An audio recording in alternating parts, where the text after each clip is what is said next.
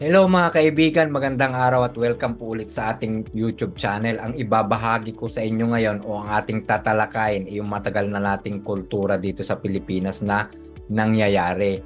Iyon yung alagaan natin yung magulang natin kapag sila ay nagkaedad na at hindi na makapagtrabaho. Lahat ng gastusin, lahat ng pangangailangan nila, gamot, tirahan, pananamit, pagkain, lahat yan ay tinutustusan natin kapag sila ay nagkaedad na. Yun yung parang bayad natin sa obligasyon na binigay nila sa atin na pinalaki tayo, pinag-aral tayo at binigay lahat ng pangangailangan natin. Ito ba ay tama o mali? Kasi may mga tao kasing nagsasabi na ito ay hindi dapat ginagawa ng anak sa magulang. At obligasyon ng sinasabi nila, sabi naman ng iba, obligasyon ng anak na alagaan yung magulang at gastusan kapag tumanda na. So yan po yung tatalakayin natin na bagay. Pero ang nangyayari kasi sa atin, moral obligation kasi natin yan sa ating mga magulang, which is pabor ako dyan na alagaan ang mga magulang natin pag nagkaedad sila. Sino nga ba ang mag-aalaga sa kanila kapag sila may edad na? Hindi naman sila aalagaan ng kapitbahay natin o ibang tao, hindi ba? So, tayo yung mag-aalaga sa kanila. Ngayon, tatalakayin natin yung advantage at disadvantage ng dalawa na yun, yung part ng anak tsaka part ng magulang.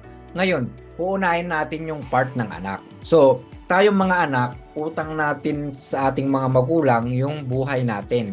Pinanganak tayo, pinalaki tayo, pinag-aral, dinamitan, binigay lahat ng minahal, binigay lahat ng ating pangangailangan hanggang sa tayo ay nagkatrabaho, nagkaasawa, nagkaanak at sila ay nagka-edad na rin at hindi na makapagtrabaho. So, sinusuklian natin yun, yung kagandahang loob na yun na binigay sa atin ng ating mga magulang. At kaya tama naman po na tayo ay tumanaw ng utang na loob sa kanila sa pamamagitan ng pag-aalaga sa kanila pag sila ay nagkaedad na.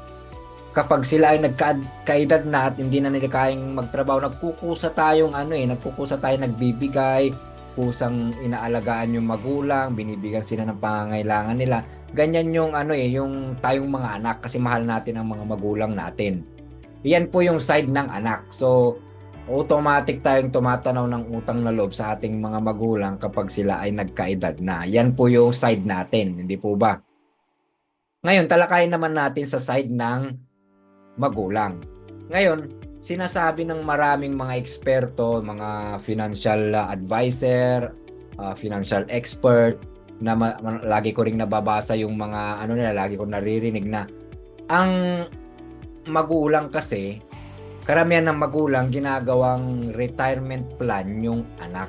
Which is, yun ang sinasabi ng mga financial advisor na mali. Mali yung ganung kultura natin na dapat na nating mahihinto.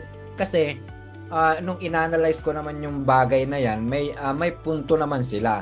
Ganito yung sabi nila eh. Kapag ikaw na magulang ay nagkaedad at wala kang ipon, syempre, pinag-aral mo yung anak mo at na nagkatrabaho na nagkaedad ka na at meron na rin siyang trabaho, parang sa kanya mo na inasa yung lahat ng pangangailangan mo pagkaedad mo, which is pinag-aral mo siya ng isang kurso na medyo mahal at medyo maganda rin ang kita, parang ikaw din ang umani sa lahat ng kinikita niya sa kursong binigay mo, which is parang nag-ipon ka lang sa kanya kasi sabi nga nila yung time na nagkaedad ka na at nag-retire ka na rin, yun na rin yung time na nagpapamilya yung anak mo, which is struggle na rin sila sa pamilya nila, lalo may mga anak na may pangangailangan, nangungupahan ng bahay at minimum wage lang din yung sahod, tapos sasabay pa yung mga gastusin ng magulang. So doon sila naghihirapan din. Kumbaga nakikishare ka pa sa resources ng anak mo na pinag-aral mo. Kaya nga natin sila pinag-aral o kaya nga pinag-aral mo sila para maging maganda yung kinabukasan nila, para sa kanila yon yung na yun. Pero pag tumanda ka at ikaw din naman pala ang aani sa pinag-aralan nila, sa naging resulta ng pinag-aralan nila, para parang may unfair na nangyayari doon. Kumbaga, ikaw na rin yung umani, yung ani na para dapat sa kanila na binigay mo. Ngayon, ang dapat natin gawin diyang mga magulang habang malakas pa yung mga magulang dyan, mag-ipon na tayo ng pang-retirement natin para pagtanda natin, hindi tayo aasa sa anak natin na pagtanda natin is yun din yung time na nagpapamilya yung anak natin. So struggle sila. Kung talagang mahal natin ang mga anak natin, wag na tayong pabigat sa kanila pag sila ang nagpamilya at tayo ay nagretiro. Yun yung sa pamamagitan ng pag-iipon natin ngayon. Kung may time pa, matuto tayong mag-invest sa kinikita natin para in the future, mayroon tayong aanihin. Mayroon tayong retirement plan na nakahiwalay na hindi yung anak natin. Halimbawa po, ang SSS po is napakagandang retirement plan po yan. Basta kahit wala kang trabaho na o konti ang may kinikita ka pa rin, hulugan mo lang ng hulugan niya kasi pag ikaw nag-retire na, at least may nakukuha ka.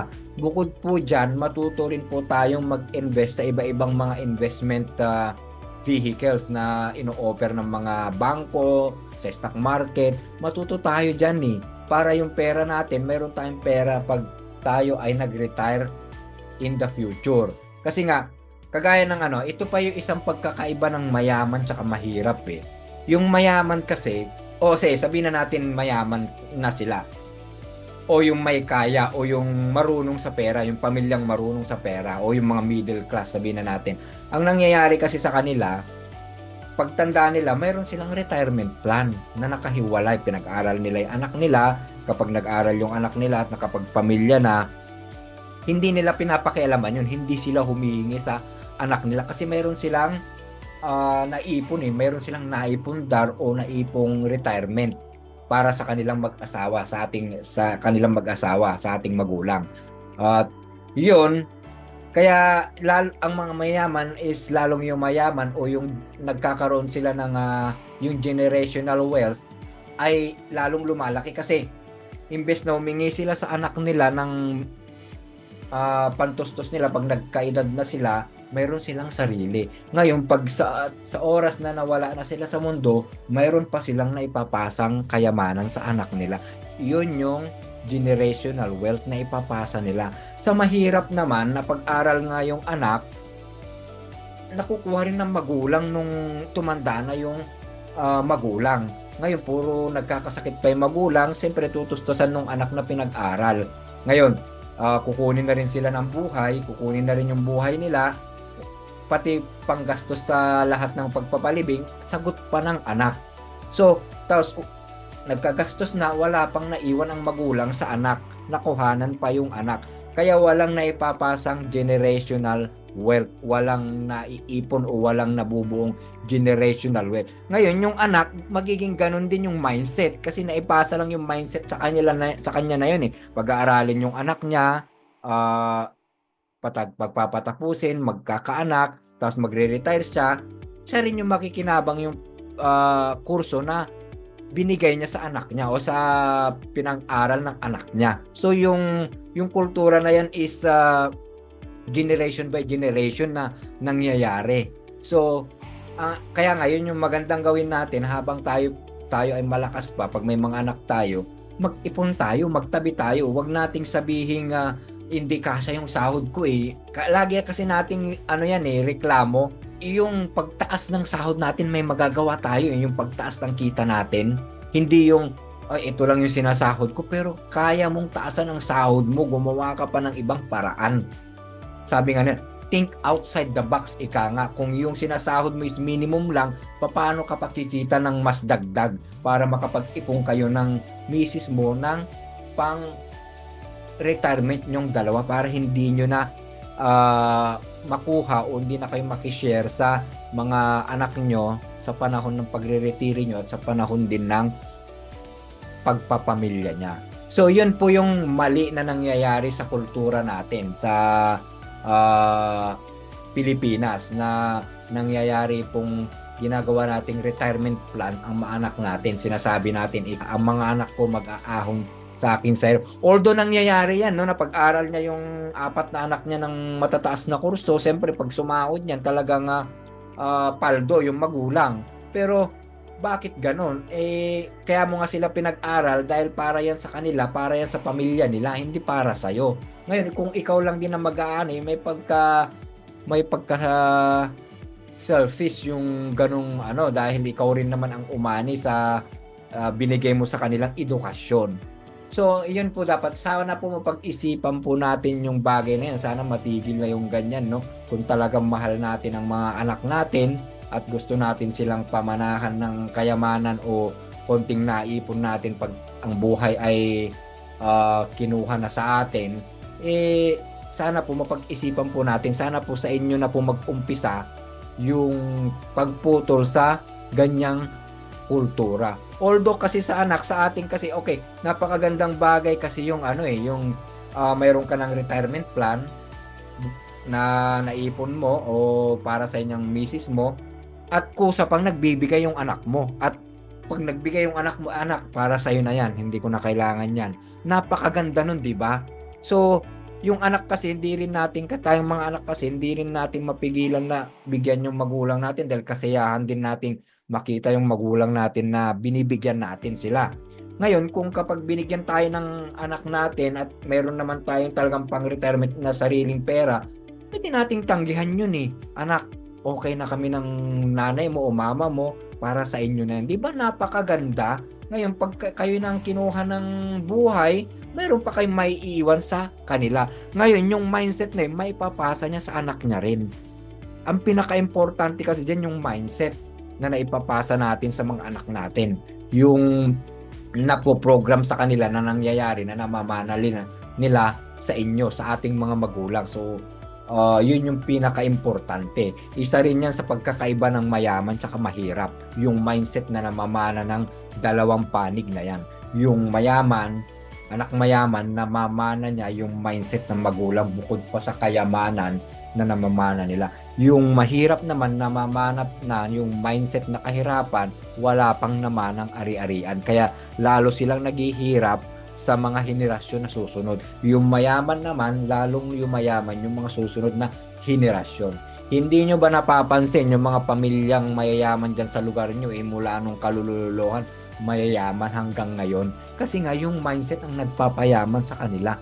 Ngayon, yung mahirap noon, mahirap pa rin hanggang ngayon yung pamilya nila. Kasi yung mindset din nila ang nagpapahirap sa kanila. So, yan po yung dapat nating gawin, no? Mag-ipon na po tayo ngayon habang may paraan pa. Tama na po yung mga reklamo o yung mga dahilan na ganito lang ang sahod ko, maliit lang ang sahod ko. Kaya natin taasan ang kinikita natin dahil nandyan yan sa mga kontrolado natin ang pagtaas ng kinikita natin. Hindi ang kontrolado ng iba. Okay, sa trabaho, nakukontrol nila kung gaano kalaking sinasahod mo. Pero paglabas ng trabaho mo, makukontrol mo kung ano yung kikitain mo. Huwag nating idahilan na wala tayong oras na kumita ng ibang pera kung nag-google ka naman ng 3 oras na naka-cellphone. Hindi ba? 3 oras na nanonood ng TV pagkatapos ng trabaho. Tapos sasabihin natin na wala tayong oras para sa karagdagang kita. Hindi po ba? Ayan po yung natin yung lagi nating reklamo, wala tayong oras, samantala nakakapag-cellphone tayo ng 3 oras, nakakapanood tayo ng 3 oras. So yun yung problema sa atin. Hindi ba? Nagrereklamo tayo pero ang dami nating oras. Sana gamitin natin yan sa tamang paraan. Lahat ng tao may pare-parehong 24 hours, mayaman, mahirap, o kahit anong klaseng tao. Pero bakit may mga umaasenso at mayroong hindi umaasenso? Dahil yan sa paggamit ng oras. Ngayon, yung 24 hours na yan ang magdedetermina sa buhay mo kung aasenso ka o hindi, kung paano mo gamitin yan. At wag na rin po nating pagmalaki na marami tayong anak, maraming mag-aalaga sa'yo. Dahil sa nakikita kong mga example sa totoong buhay, napakaraming anak pero hindi siya maalagaan at hindi siya mahagisan man lang ng pangkape. Kasi nga, naghihirap din yung anak. So kaya wag na nating ipagmalaki na marami tayong anak na mag-aalaga sa atin. Ang maganda niyan, mag-ipon ka na ngayon para na mahirap din kasi nanghihingi ka kahit anak mo yan eh. Mas maganda yung independyente ka na may pera ka pagka-retire mo. Yan lamang po mga kaibigan at sana nakapagbigay po ako ng konting paliwanag at konting kaalaman po sa bagay po na yan at sana po matigil na po yung ganyang mindset o kultura na nakasanayan natin. Magandang araw po at maraming salamat.